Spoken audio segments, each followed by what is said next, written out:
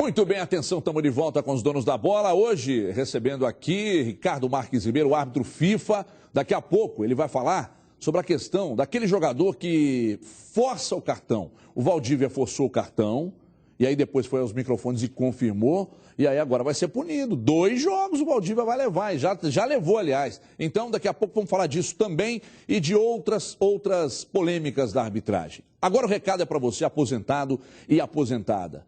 Prestem bem atenção nesta notícia. Você que trabalhou durante anos e anos trabalhando, aposentou pelo INSS, mas que após sua aposentadoria continuou trabalhando ou trabalhou por um período contribuindo para a Previdência Social novamente, você sabia que pode aumentar o seu benefício? Você sabia disso? Que isso é lei?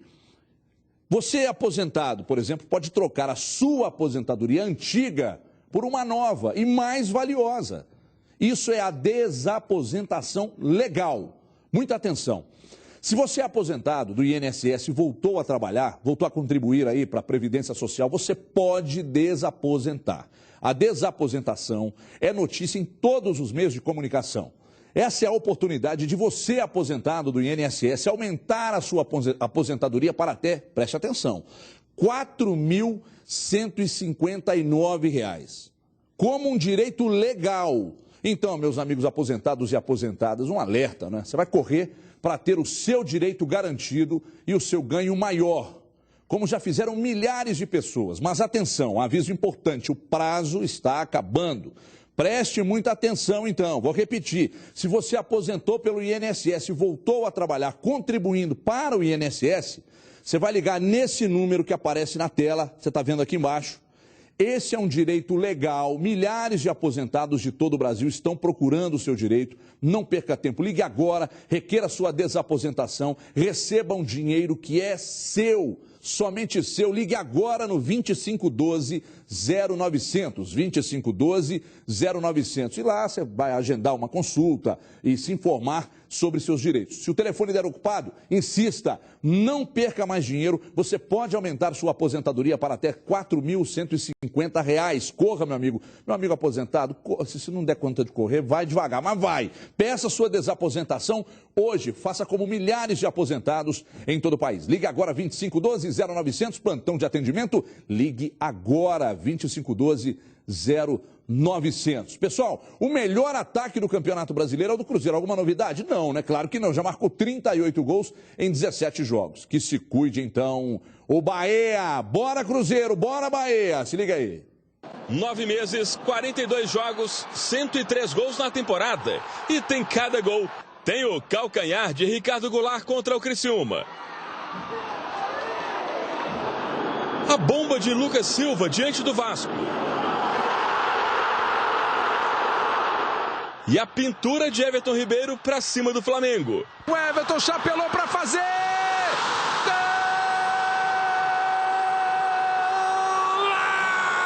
Golaço de Everton para o Cruzeiro! O time que mais faz gols no Brasil é bem democrático. No Brasileirão, por exemplo, 18 jogadores já marcaram. Uma equipe muito criativa, né? Acho que com jogadores como eu falei, de qualidade. A gente está criando muitas oportunidades e é caprichar ainda mais, né? Ataque mais positivo do Brasileirão é igual à liderança com 34 pontos. Para o torcedor do Cruzeiro que ainda anda meio desconfiado do time, uma informação importante é que a campanha da Raposa em 2013 é igual ou melhor do que a de 2003. O ano da Tríplice Coroa? Compare. Em 2003, o Cruzeiro tinha os mesmos 34 pontos em 17 jogos. O mesmo número de vitórias, empates e derrotas. Só que o ataque tinha feito menos gols, 35 contra 38. E a defesa levado mais gols, 20 contra os atuais 17. Então responde aí, Marcelo, o que é que falta para ser campeão? Falta muitos jogos dificílimos. Em algum momento a gente pode ser que tenha alguma adversidade, a gente precisa estar muito firme, né, na convicção daquilo que a gente quer.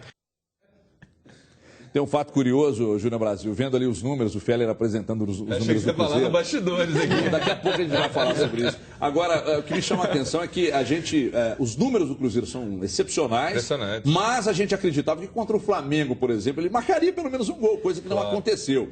Aí eu vejo muita gente dizendo, Bahia, o time do Bahia não é ruim, é um time certinho. Mas tem desandado já nos últimos jogos. Mas é um uma time defesa certinho. do Tite, pelo amor de Deus, que, nossa senhora, a defesa do Bahia não é boa. Para mim, Fernandão faz a diferença. Mas a do Flamengo também muito. não é, Brasil. Não é, mas aqui, eu acho que há uma diferença, é o seguinte, na Copa do Brasil, pela própria circunstância, foi um jogo diferente nas duas partidas. Agora, o detalhe é o seguinte, ali, e nós deixamos muito claro no nosso comentário, ali não foi o Cruzeiro.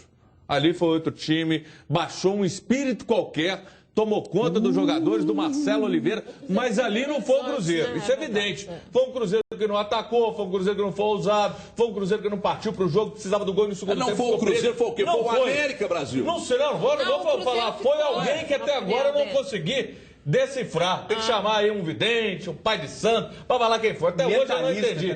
Metalista, o que for. Não foi o Cruzeiro voltou a ser o Cruzeiro diante do Vasco. É difícil? É complicado? Mas o Cruzeiro tem sim total condição de vencer o Bahia e tem que ter cuidado. Eu sempre tenho alertado, acompanha um jogador que tem feito a diferença, muita força, o Fernandão, um Fael que bate se bobear. O Ricardo estiver apitando, ele levanta até o Ricardo também, ele não perdoa não. Então é bom ter cuidado, mas acredito no Cruzeiro. Na questão defensiva, principalmente porque a gente falou do jogo muito aberto que o Cruzeiro fez aqui no Mineirão, e claro que tinha que fazer, porque se deu brecha para isso no Vasco, deu, mas teve algumas situações defensivas que tem que se tomar cuidado. Claro, quando você vai jogar com uma equipe que é totalmente diferente, como é o caso do Bahia. E talvez por isso a opção pelo Ricardo Goulart. Eu sei que tem muita gente questionando isso, né? O Borges está recuperado, o Marcelo também não confirmou, né? Mas a princípio parece que o Borges não começa jogando. Porque uma das duas e aí não tá vai ouvir. Pois é, e aí não vai também com o Vinícius Araújo. A opção continua sendo para o Ricardo Goulart, que para muita gente não tem sido o melhor jogador do Cruzeiro, ou tem destoado do que o Cruzeiro tem que apresentar de melhor. Mas a gente entende na concepção do Marcelo, não estou dizendo que eu sou favorável, porque eu sou favorável ao Vinícius Araújo. Mas dentro da concepção dele, é um jogador que ajuda mais nessa marcação de meio. Volta mais. E tem o Júlio Batista no time que ainda está encontrando a sua melhor história, mas os cuidados defensivos do Cruzeiro lá tem que ser muito grandes. E pode fazer isso o Borges depois de entrar no segundo tempo, recuar, até o Júlio Batista na saída dele, recuar o Goulart. Então, qualquer opção que o Marcelo vá fazer, eu entendo que ele não está errado. Você tem peça, tem recurso. Como é que você entende, Cadu, que ele deve amar essa frente do Cruzeiro? Olha, nesse jogo especificamente, eu gosto da opção com o Ricardo Goulart como uma espécie de falso 9, como um homem mais adiantado ali. Acho que pode dar um dinamismo muito interessante ao time, até ele trocando de posição com o Júlio Batista durante um jogo, confundindo a zaga. O Ricardo Goulart recua, vira armador, Júlio Batista se transforma em centroavante. Acho que o time fica com mais talento desse jeito, porque o Ricardo Goulart, até concordo com a Edmar, que dos meias ali, dos jogadores mais ofensivos, ele é irregular, até o trocadilho com o nome, ele oscila demais. Agora, com ele em campo, sem o centroavante, o time fica com mais bola, mais toque. Entre Borges e Vinícius Araújo, eu prefiro o Vinícius Araújo. Agora, nesse momento, eu gostei do rendimento com o Ricardo Goulart mais adiantado. Acho que vai ser a escolha dele e, para mim, é a escolha acertada. Muito bem. Olha, ontem o Coelho... E o América ontem... Ei, América, contra o penúltimo e último, pelo amor de Deus, conseguiu perder para o Lanterna da Série B. O time volta de Natal sem os 3 pontos e sem o técnico também. Paulo Comelli foi demitido. Vamos aos gols aí. Vamos fazer a torcida sofrer. Olha aí. Foi em Natal, que é um lugar lindo, né? Mas essa confusão toda começou desde o ano passado, quando o Givanildo foi demitido, né? E o América não se encontrou, dali veio Milagres, aí veio todo mundo, e veio o Trópico com aquela forma moderna, né? De treinar a equipe, não acertou foi nada, e aí não deu nem Campeonato Mineiro e chegou nesse momento. Agora, quer que eu seja muito sincera, Everton, não era o momento de demitir o treinador. Não é o treinador, está mais do que comprovado, é uma composição de grupo, é um sistema de jogo, é uma forma de encarar o campeonato, é muito mais do que isso. E, pelo amor de Deus, com os nomes que estão sendo falados, hein? Argel, Eu já vi a mão aqui balançando de Givanildo, não. Não, eu não vou entregar. Não, isso foi no ano passado que eu estou dizendo. Eu tenho cinegrafistas aqui que são americanos, aí o pessoal não quer o Givanildo. Eu acho o Givanildo um bom treinador, mas passou da hora. Minha mão balançou aqui, Givanildo não. Entendo que o Adilson Batista poderia assumir esse aí. Legal, seria um upgrade e não para o América. Agora aqui, vendo inclusive a entrevista. Não, eu acho que não. Eu acho que o Adilson sim seria legal, um desafio para ele bacana. O Genta, um dos nossos produtores aqui, ligou agora há pouco para Adilson Batista, perguntando se haveria a possibilidade. O Adilson respondeu, é difícil. Ele não disse que sim nem que não, disse que é difícil. Então, não Agora sei. aqui, só tem um detalhe com relação... Eu estava ouvindo a entrevista aqui do Salom, até lá na Itatiaia, falando sobre a saída, essa troca. O que para mim ficou muito claro e veio um nome muito forte na minha cabeça. Algumas convicções do Paulo Comelli, que para mim chegou a fazer um bom trabalho e depois se perdeu, e essas convicções foram mantidas e não deram certo, e ele muito fiel. E aí ele é o técnico, ele que tem que armar, ele que tem que fazer tudo ali dentro das 4 linhas, mas parece que algo não estava dando certo. Aí me veio o nome do jogador Kleber, uma insistência absurda, enorme com Kleber, uma convicção do Comelli, e uma convicção que não deu certo em nenhuma oportunidade. Aí vira pessoal que está enxergando, está vendo, assim como a gente... Ô, Comelli, a coisa não tá. Eu acho que você tem outras opções, outro caminho. E aí o cara vai, não, mas a minha convicção é essa. Então aqui, troca porque não tá dando. Você falou um negócio interessante sobre essa questão do Comelli aí. Tem uma coisa que me incomoda muito no futebol, que é não ter planejamento. O treinador chega, traz a turma dele. Aí ele sai, aí chega outro, traz a turma dele e vai só inchando o grupo. Quando o Comelli chegou, o Comelli notou algumas deficiências no América e fez algumas contratações e trouxe alguns jogadores da confiança dele. Aí os caras estão aí, recebendo em dia, tudo bacana, tudo tranquilo, mas agora o Comelli sai. Daí você traz lá o Adilson Batista. E será que os caras que eram do Comelli jogarão com o Adilson Batista? Tá, isso é uma incógnita. Mas aí o Adilson chega e fala, eu preciso de mais um zagueiro, um volante, um meio e um atacante. Traz lá mais 4. Meu Deus do céu. Aí fica difícil, pô. O treinador, em alguns clubes, não estou dizendo que foi esse caso no América, o cara chega e ele é mais que um treinador. O Vanderlei Luxemburgo no Grêmio. O Vanderlei Luxemburgo no Grêmio, e eu sei que o Luxemburgo tá assistindo, e eu não tenho problema nenhum em falar isso, porque isso a gente acompanhou. Briga com o jogador, dispensa o jogador, traz os jogadores dele, e aí? Isso não é positivo. Essa troca constante no futebol não é legal, mas é a realidade.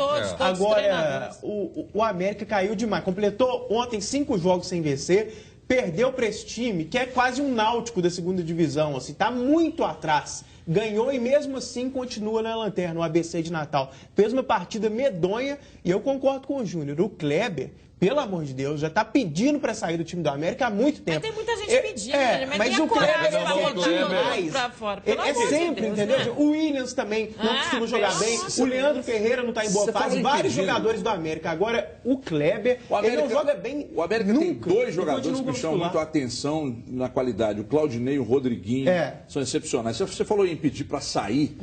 Ô, Ricardo, me diz uma coisa. O jogador quer tomar o 3º cartão amarelo. Precisa tomar. De repente ele cumpre suspensão contra o Náutico para enfrentar o adversário mais forte, se tem o Náutico, por ser o time realmente mais fraco da competição. O jogador chega para você e fala, senhor Ricardo, preciso que você me dê um cartãozinho e tal, e em alguns casos você já diz para o atleta, não, eu não vou te dar o cartão, você não fez nada para ganhar o cartão. Como é que funciona isso, Ricardo? Essa situação é bastante curiosa, porque há jogadores que às vezes estão com 2 cartões amarelos e querem forçar um 3º cartão para ficar fora da próximo jogo ou para zerar os cartões.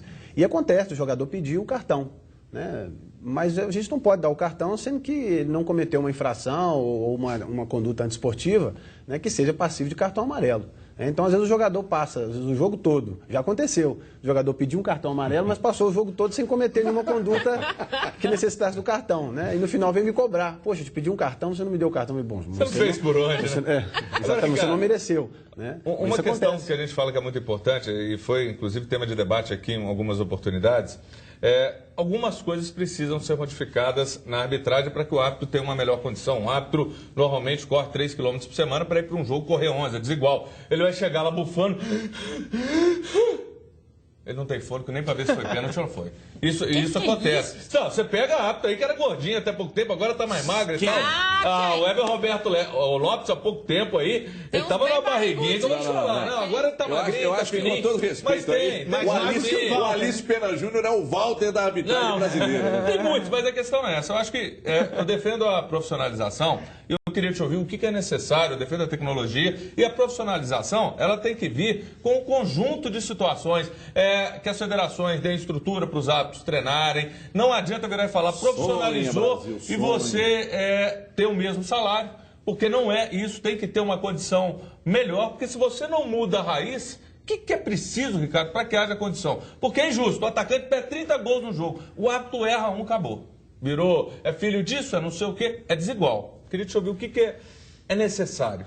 Na verdade, essa questão da profissionalização começou com o Márcio Rezende, né, que hoje é comentarista de arbitragem e foi presidente da ANAF, da Associação Nacional dos Árbitros.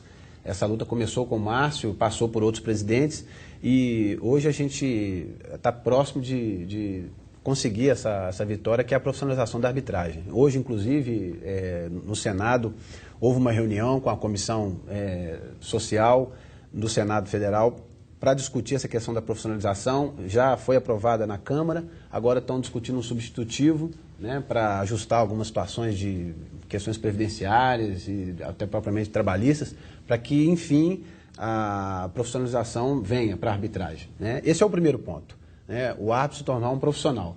Agora, isso vai desencadear um outro processo. A regulamentação. Exatamente. Porque hoje no Brasil, se você fizer uma pesquisa, quem hoje se habilita a ser patrão de árbitro de futebol? Vamos montar uma empresa de arbitragem. Olha que coisa fina. E a federação vai arcar com isso, a CBF vai arcar com isso. Como é que vai funcionar essa estrutura? Né? E como você bem disse, Júnior, só a profissionalização não é a solução. Isso não vai resolver o problema da arbitragem. É o primeiro passo. É um primeiro passo, né? Porque o árbitro precisa ter uma condição, precisa ter uma estrutura. Você não muda o salário, não resolveu nada. Tem que ter a remuneração. Exato. E o fato de ganhar bem também não significa que ele vai, se sair melhor nos jogos, vai ter um resultado positivo. Vai poder talvez se dedicar mais. O que a gente precisa é isso. É o meu caso. Eu apitei um jogo ontem, né? Já tive que sair pela manhã, lá de Goiânia, direto para o meu trabalho, não passei em casa, hoje estou aqui com vocês. Volto para o meu trabalho e não tem hora para sair. Compromete até a alimentação adequada. E eu preciso treinar, eu preciso fazer um trabalho regenerativo. Que horas que eu vou fazer o trabalho regenerativo? Né? Essa estrutura que o jogador de futebol tem, né, porque ele é um profissional, o árbitro precisa ter. Porque hoje o futebol é eminentemente físico, né, e técnico, claro, mas o árbitro precisa ter condicionamento físico para poder estar acompanhando os jogos, para poder atuar em alto nível, né, como a gente atua na Série A, nas competições internacionais. E isso implica uma estrutura por trás. A gente precisa que a federação, enfim, que a CBF nos dê essa condição. Né? O investimento existe? Existe, mas ele ainda é pequeno, assim, se a gente comparar com o universo das cifras bilionárias que movimentam o futebol. Desde que eu me entendo por gente que acompanha o futebol, essa discussão ela sempre vem, daqui a pouco ela volta, desaparece, volta de novo. Não vai mudar, cara. A CBF não vai querer segurar esse abacaxi. Não vai. As federações também não. Quem vai segurar? Porque uma liga de arbitragem? Talvez. Olha aqui, deixa eu dar uma dica para você, dica de campeão. Comemore de carro novo e ainda com a camisa do seu time e tudo isso por apenas R$10 por dia no Consórcio Nacional Chevrolet Brasil. É isso mesmo, é bola na rede para você, mas compre agora, hein? 3003-4443. E olha só, ligando e comprando agora o seu consórcio, você concorre a R$25 mil toda semana durante todo o seu plano. 25 mil dá para resolver parte dos problemas aí, dá ou não dá? Então, isso aqui é um chocolate, mas tem que comprar agora, 3003-4443. Temos condições especiais para você que é de Governador Valadares e toda a região. Não que as outras não tenham, mas aí para Valadares, essa semana, uma condição especial. Ligue agora e agende uma visita pelo 3003-4443. Se você ligar agora, você vai ver como realizar esse sonho. É fácil. Você vai ter o seu Chevrolet novinho pelo 3003-4443. Seu Chevrolet, por parcelas de R$ 299, é só aqui. Fique esperto aí, porque os 10 primeiros que ligarem agora e comprarem vão ganhar uma camisa do seu time do coração para agitar no estádio. E elas já estão acabando, hein? Corra e ligue agora, 3003-4443. É isso aí, agora é você, torcendo de carro novo e com o seu manto sagrado. Então não espere, ligue rápido e agende a sua visita. Vai perder? Claro que não. 3003-4443. E a Chevrolet é um Brasil, Zil. O Marcos Rocha, pessoal, ele foi convocado para os amistosos da seleção contra a Austrália e também contra Portugal. Contestado por muitos, o lateral desabafou. Fala, Marcos Rocha. Para ser sincero, eu fico bastante triste com a cobrança. Quando você abre um jornal para ler, tem alguém lá falando mal. Mas faz parte, né? O futebol é assim, é através das críticas que você cresce. E na minha vida toda foi assim. E agora tendo reconhecimento do treinador da seleção brasileira, acho que eu não preciso falar nada. Acho que meu trabalho está sendo reconhecido pelo treinador.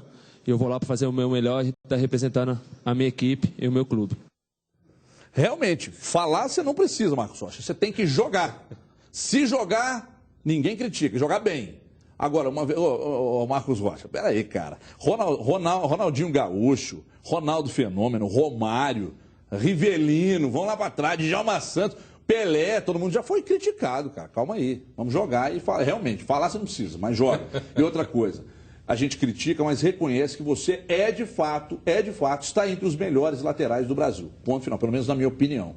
Tá? Agora, voltando à questão da arbitra, vocês querem falar do Marcos Rocha? Acho que a Dimara não quer falar de Dimara. Falou demais, recebe elogio, às vezes ele sai, não guarda a posição, aí erra, aí o outro time explora, passes bizonhos errados, mas ao mesmo tempo também tem qualidades. E isso é todo mundo, você tem virtudes, você tem defeitos, e o que cabe a ele eu quero aprimorar. Qual o seu principal defeito, quero melhorar. Eu tenho um nariz grande. Muito bem. Cadu Doné, você queria fazer uma pergunta para o Ricardo Marques Ribeiro, mas antes você quer falar alguma coisa do Marcos Rocha? Eu sei que você é um fã incondicional do futebol dele. Nem tanto, mas acho um bom jogador, acho um dos melhores. Também não, mas é um dos melhores laterais. É um dos melhores laterais em atividade no futebol brasileiro, doméstico, clubístico do Brasil. Agora, eu concordo com o Júnior Brasil, mas eu acho que algumas pessoas pegam no pé do Marcos Rocha. Quem que pega essa no pé questão dele? do exageradamente, essa questão da parte tática, entra um pouco também o lado do treinador, que pede que ele atue assim. É uma estratégia do Atlético, ter um lateral que jogue mais solto. Então, não sei até que ponto é culpa só dele. Enfim, é uma questão mais profunda, né? Não vai jogar hoje. Vamos ter que ter tempo para discutir. Exatamente, coisa que a gente não tem agora. Contextualizar. Agora, voltando ao Ricardo Marques Ribeiro, muito obrigado aí, Marcos Rocha.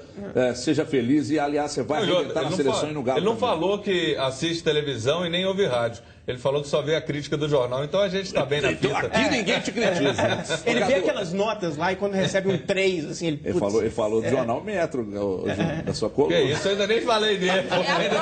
Eu achei a bola dele para falar, matou a pau na seleção, Marcos Rocha, olha, é o cara. Que Daniel Alves? No bloco anterior, você queria fazer uma pergunta ao Ricardo Marques Ribeiro, a gente acabou interrompendo. Você se lembra dela, Cadu? Claro que lembro.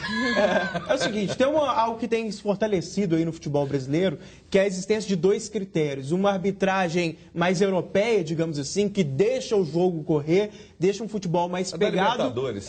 Da Libertadores também. E outra que as pessoas chamam de mais brasileira. Não sei se é o termo feliz, mas que para o jogo com mais frequência, dá aquelas chamadas faltinhas. Como que fica isso para o árbitro? Você vê que existe mesmo uma diferença entre profissionais, não, né? Mas entre juízes que têm estilos diferentes. Como você vê isso?